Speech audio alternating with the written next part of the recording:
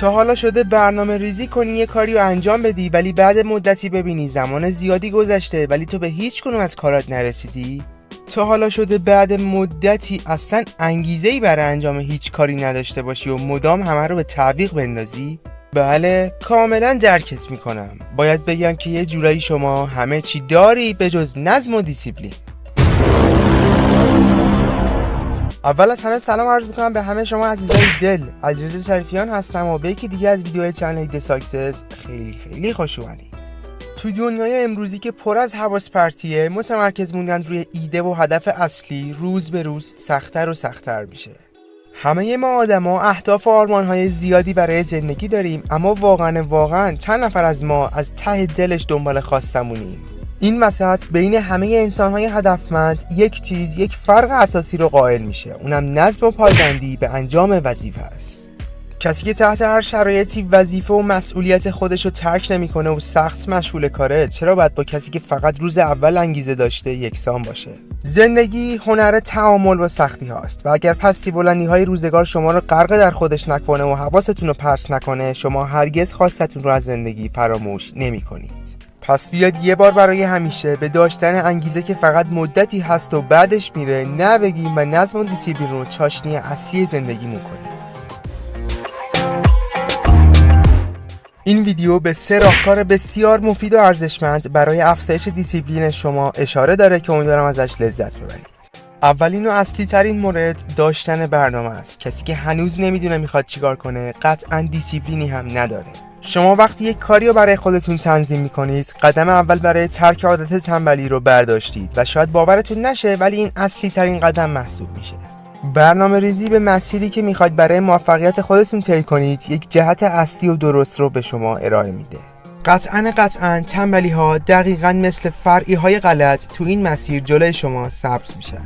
ولی این فقط خود شمایید که با پایبندی به کارتون میتونید مسیر موفقیت رو روز به روز پیش ببرید.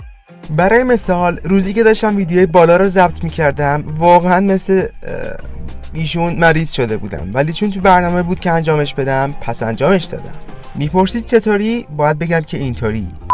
خب اگه تا اینجا ویدیو رو دیدی و لذت بردی، لایک و سابسکرایب فراموشت نشه چون ما دقیقاً به همین میزان که داری تو تصویر میبینی خوشحال میشی. بریم سراغ ادامه ویدیو. تکنیک شماره 2 برای افزایش دیسیپلین اقدام فوریه. وقتی که نوبت به انجام کاری رسید، درنگ کردن و برنامه ریزی بیش از حد برای انجام یا انجام ندادن سم‌ترین کاریه که میتونید انجام بدید. وقتی که وظیفه‌هاتون رو مدام به تعویق بندازید، عادتش در شما جا میفته و خلاصه که خوشتون میاد دیگه. خوشت اومده ازش؟ نه. خوشت اومده؟ برای اقدام فوری میتونید از قانون 5 ثانیه استفاده کنید که وقتی نوبت انجام کاری رسید تا 5 بشمارید و بعد بدون درنگ و فکر اضافه برای انجام این کار اقدام کنید. تو این 5 ثانیه هم میتونید به احساس رضایت خودتون بعد انجام کارتون فکر کنید.